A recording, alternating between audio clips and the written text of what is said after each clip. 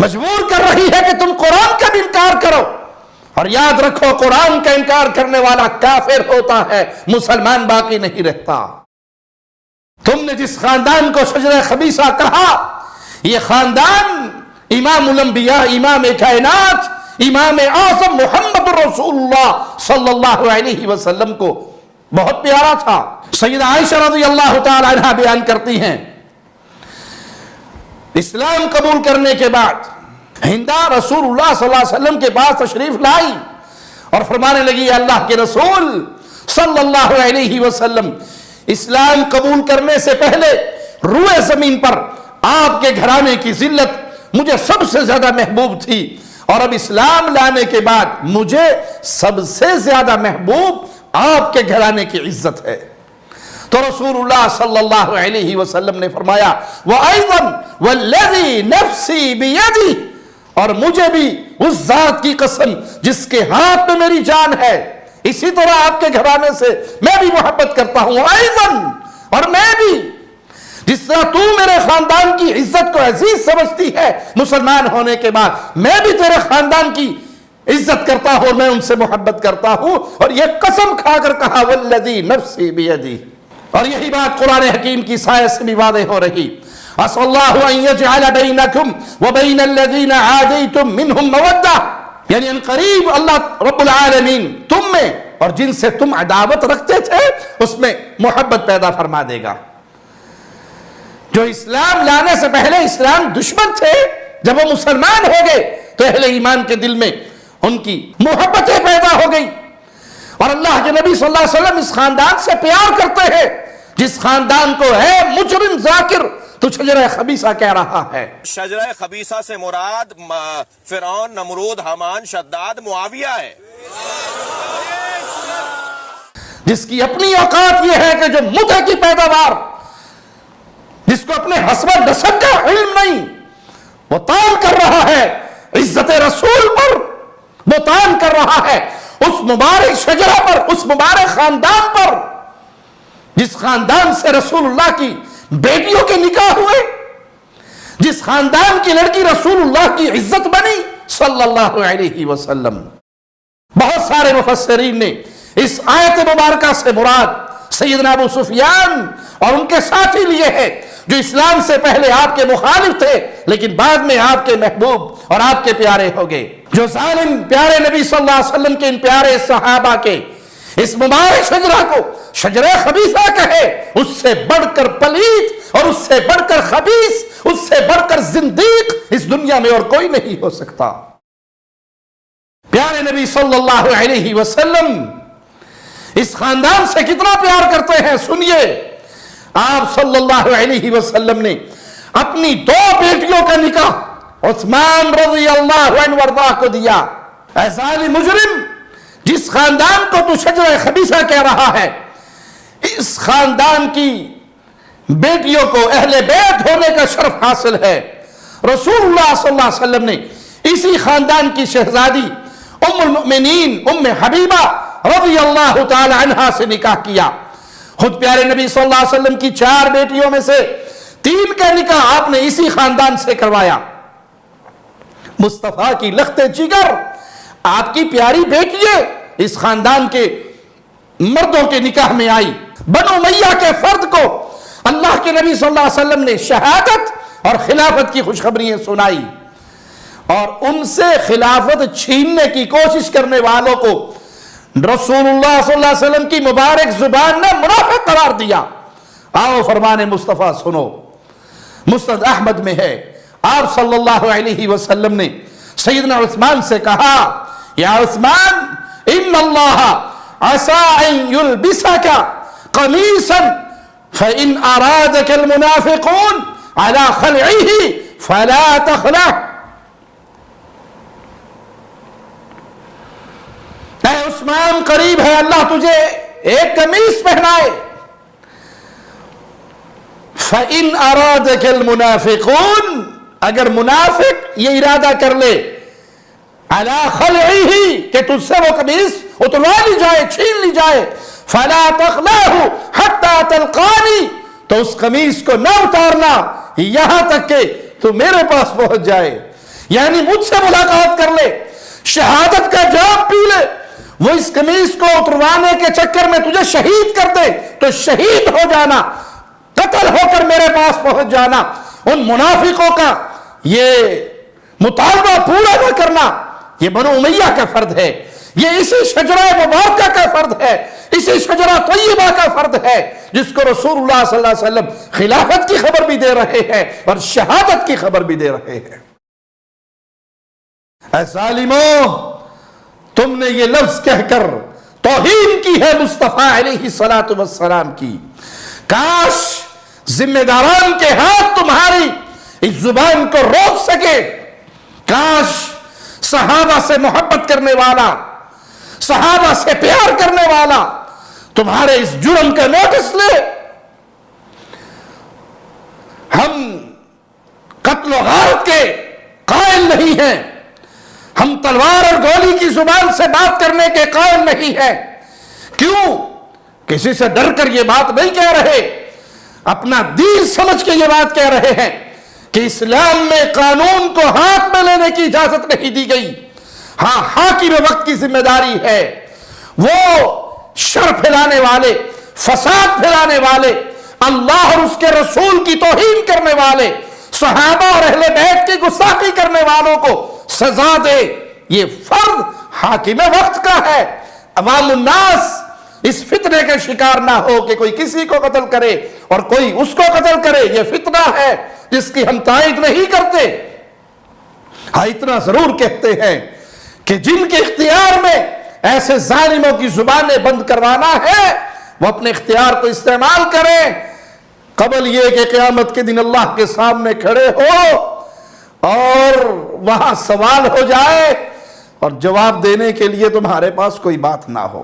جس کو تو نے شجرہ خبیثہ کہا، اسی مبارک خاندان کے فرد نے قرآن کو جمع کیا، یہودیوں سے کنواں خرید کر مدینے کے اندر پانی مفت پلایا، فری فی سبیل اللہ وقف کر دیا، اور اسی عثمان رضی اللہ عنہ نے اپنے گھر کی چھت پہ چڑھ کر کہا تھا بلوائیوں سے، منافقوں سے، کیا اس مدینہ کے اندر میٹھے پانی کا کنواں میں نے خرید کے اللہ کے نام پر وقف نہیں کیا تھا؟ آج اس کا پانی مجھ پہ ہی بند کر رہے ہو۔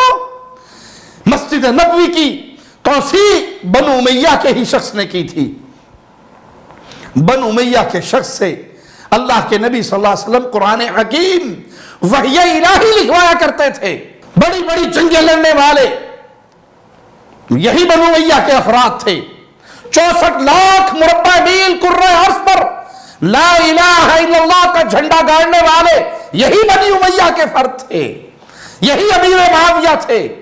تمہیں اصل تکلیف یہی ہے کہ تمہارے شرک کے مناظر، تمہارے شرک کے اڈے بند ہوئے اہل ایمان کی محنتوں سے، بنو امیہ کی جہاد سے اسلام کو وہ فائدہ ہوا کہ اس کی مثال کہیں اور نہیں ملتی۔ تم اسلام دشمنی میں بنو امیہ کو گالی دیتے ہو۔ ایک صدی تک خلافت اور امارت کو سنبھال کر دنیا میں اسلامی قوانین کو نفاذ کرنے والے یہی بنو امیہ تھے۔ جس طرح بنو ہاشم قریشی ہے، اسی طرح بنو امیہ بھی قریش کی ایک شاخ ہے۔ بنو امیہ پر تان کرنے والوں، ان کو برے القاب دینے والوں، در حقیقت تم خاندان قریش پہ تان کر رہے ہو جو محمد الرسول اللہ کا خاندان ہے صلی اللہ علیہ وسلم۔ بنو امیہ وہ عظیم خاندان ہے جس کے لیے دعائیں اہل بیت کیا کرتے تھے اور یہ تمنا کیا کرتے تھے کہ ہماری عمر بھی ان کو لگ جائے۔ رسول کریم صلی اللہ علیہ وسلم کی زوجہ محترمہ، مومنوں کی ماں عائشہ صدیقہ سلام اللہ علیہا رضی اللہ تعالی عنہ فرماتی ہے انی لا اتمنى ان یزید اللہ معاویہ من عمری فی عمری، میری تمنا ہے اللہ میری عمر بھی بنو امیہ کے فرد معاویہ کو لگا دے۔ رسول کریم صلی اللہ علیہ وسلم کی زوجہ محترمہ اہل بیت سیدہ عائشہ صدیقہ صدیق اکبر کی بیٹی امیر معاویہ کے لیے دعا کر رہی ہے۔ بنو امیہ وہ عظیم خاندان ہے جس کے لیے دعائیں خود رسول اللہ صلی اللہ علیہ وسلم بھی کرتے تھے کہ اے اللہ ان کو ہادی بنا، مہدی بنا، ان کو کتاب اور حساب کا علم عطا فرما۔ کس کو شجرہ خبیثہ کہہ کر اپنی خباثت کا اظہار کر رہے ہو، جس کے لیے دعا محمد رسول اللہ کرتے تھے صلی اللہ علیہ وسلم۔ اگر ہمت ہے تو مزید سنو، اہل بیت اس بنو امیہ کے خاندان سے کتنی محبت کرتے تھے۔ جنت کے نوجوانوں کے سردار ہیں سیدنا حسن رضی اللہ عنہ وارضا، وہ بنو امیہ سے تعلق رکھنے والے سیدنا امیر معاویہ رضی اللہ عنہ وارضا سے صلح کر کے خلافت ان کے حوالے کر رہے ہیں۔ تم نے امیر معاویہ کو نعوذ باللہ ملایا فرعون، حامان سے، نمرود سے، تو مجھے بتاؤ کیا حسن نے فرعون، حامان اور نمرود کے ہاتھ میں خلافت دی؟ کیا یہ جرم نہیں ہے؟ کیا یہ ظلم نہیں ہے؟ نہیں، فرعون، حامان، نمرود کی نسل سے اے رافضیت تم ہو، اس گندی نسل کا اس وقت شہکار تم ہو، اور امیر معاویہ وہ عظیم خاندان کے فرد ہے جس کے لیے رسول اللہ نے دعا کی، جس کے لیے آسمان سے بشارتیں نازل ہوئی، جس کو الحسنہ کا اعلان میرے عرش والے اللہ نے کیا، جس کے لیے عائشہ صدیقہ رضی اللہ تعالی عنہا دعا کیا کرتی تھی، اور جس سے حسن راضی ہوئے اور راضی ہو کر خلافت کا بوجھ امیر معاویہ کے ہاتھ میں دے کر اپنا ہاتھ اپنے پیارے بھائی حسین رضی اللہ عنہ کا ہاتھ ان کے ہاتھ میں دیا۔ جس سے حسن راضی، جس سے حسین راضی، اس کو کہتے ہیں امیر المؤمنین امیر معاویہ رضی اللہ عنہ وارضا۔ اے ظالموں، کبھی سوچنا اس سے پہلے کہ موت آئے اور تمہیں جہنم کا ایندھن بنا دے، سوچنا اور توبہ کی توفیق ملے تو توبہ کرنا۔ جس کو تم شجرہ خبیثہ کہہ رہے ہو، اس کو تو حسن و حسین اپنا امیر المومنین مان رہے ہیں۔ کیا اہل بیت نے امیر معاویہ کے ہاتھ میں بیعت نہیں کی؟ کیا اہل بیت نے امیر معاویہ کے پیچھے نمازیں نہیں پڑھی؟ کیا اہل بیت امیر معاویہ سے وظائف نہیں لیتے تھے؟ کیا وہ شجرہ خبیثہ کے ہاتھ پر بیعت کر کے گئے؟ کیا وہ شجرہ خبیثہ کے پیچھے نماز پڑھتے تھے؟ کیا وہ شجرہ خبیثہ سے وظیفے وصول کیا کرتے تھے؟ تم پر، تمہاری اس کفریہ گندی سوچ پر اللہ کی، اللہ کے فرشتوں کی، پوری انسانیت کی لعنت برسے۔ اپنی خباثت سے توبہ کر لو۔ موت اچانک آتی ہے اور جب آتی ہے پھر موقع نہیں دیتی۔ اس مبارک خاندان کو شجرہ خبیثہ کہنے والے خبیثوں، کیا رسول اللہ صلی اللہ علیہ وسلم نے شجرہ خبیثہ سے نکاح کیا؟ کیا رسول اللہ صلی اللہ علیہ وسلم نے اپنی 3 بیٹیوں کا نکاح شجرہ خبیثہ نے کروایا؟ کیا قرآن کو جمع کرنے والا شجرہ خبیثہ سے تھا؟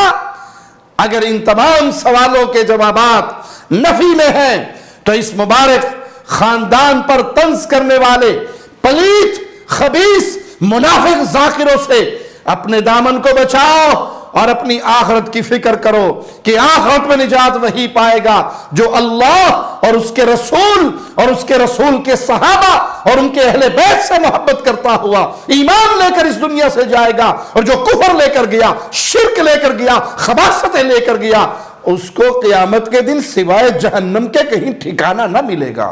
کاش تو نے اپنی گندی ناپاک زبان سے یہ کفریہ جملہ نکالنے سے پہلے کچھ تو سوچا ہوتا کہ تم کس کو شجرہ خبیثہ کہہ رہے ہو، کس کو فرعون، قارون اور نمرود سے ملا رہے ہو۔ فرعون جہنمی، نمرود جہنمی، قارون جہنم میں ہوگا، نمرود جہنم میں ہوگا۔ تو بتاؤ بنو امیہ کو گالی دیتے ہوئے کبھی یہ بھی نہ سوچا کہ ان میں تو اہل بیت بھی ہے؟ تم نے اہل بیت کو بھی نعوذ باللہ ان کے ساتھ ملا کر تو جہنمی کہا ہے۔ تمہارے اندر یہ جرت؟ تم تو رب کے ساتھ شرک کرنے میں شرم محسوس نہیں کرتے، رب کے ساتھ کفر کرتے ہوئے تمہیں شرم نہیں آتی، اور کس مسئلے پہ تمہیں کیا شرم آئے گی؟ اس زبان سے جو نکلتا ہے احصاہ اللہ ونسوہ، تم نکال کے بھول جاتے ہو، رب کے ہاں وہ لکھا جاتا ہے۔ تمہارے اس جملے کا قیامت کے دن سوال ہوگا۔ اے مجرم نقوی، اپنے جرم سے مرنے سے پہلے توبہ کر لے، معافی مانگ لے، تیری آخرت کا فائدہ ہے۔ ہمارے ذمہ تو بات بتانا ہے، وما علینا الا البلاغ المبین، ہم تو بات بتا رہے ہیں کہ اگر اس کفر اور شرک کے ساتھ مر کر یہ دنیا چھوڑی تو آخرت کا ٹھکانہ بہت برا ہونے والا ہے۔ اور آخری بات ان دیوس سنیوں کے ساتھ کہنے لگا ہوں جو اپنی باہیں کھول کر ان مجرموں کو اپنے سینے سے لگاتے ہیں، جو ان مجرموں کے پروگراموں میں، ان کے عبادت خانوں میں جا کر مہمان خصوصی بنتے ہیں، جو ان کی ہاں میں ہاں ملاتے ہیں، جو ان کی آواز بنتے ہیں، جو ان کی مجلسوں کی رونق بنتے ہیں، دنیا کے 4 ٹکڑوں کے لیے ایمان بیچتے ہیں، دین بیچتے ہیں، غیرت توحید بیچتے ہیں۔ کیا تم پسند کرتے ہو ان کی مجلسوں کو آباد کرنے والوں کہ قیامت کے دن یہ جہاں یہ جائے تم بھی وہیں پر جاؤ؟ اور جو جس سے محبت کرتا ہے وہ قیامت کے دن انہی کے ساتھ ہوگا۔ آج دنیا نے تمہاری آنکھوں کو اندھا کر دیا، دنیا کے 4 ٹکڑوں میں تمہیں دنیا کا کتا بنا دیا کہ تم ان ظالموں کی مجلسوں میں بیٹھتے ہو، جو امیر معاویہ کو نعوذ باللہ شجرہ خبیثہ کہتے ہیں، اور تم دعویٰ کرتے ہو کہ ہم فلاں یونیورسٹی سے پڑھے ہیں اور فلاں یونیورسٹی سے پڑھے ہیں۔ پڑھنے سے کچھ نہیں ہوتا، ایمان کا دل میں ہونا ضروری ہے۔ اور جب ان ظالموں سے محبت ہو، توحید کو بھلایا جائے، کفر اور شرک کو برداشت کیا جائے، پھر دل میں ایمان نہیں رہتا، صرف دنیا کے ٹکڑوں کی محبت باقی رہتی ہے۔ اے اللہ، تجھے تیرے پیارے ناموں کا واسطہ ہے مولا، توحید پہ باقی رکھنا، ایمان پہ باقی رکھنا۔ اے اللہ، فتنوں سے بچانا، ہمارے دل کو اپنی عبادت پہ، اپنی فرما برداری پہ قائم رکھنا۔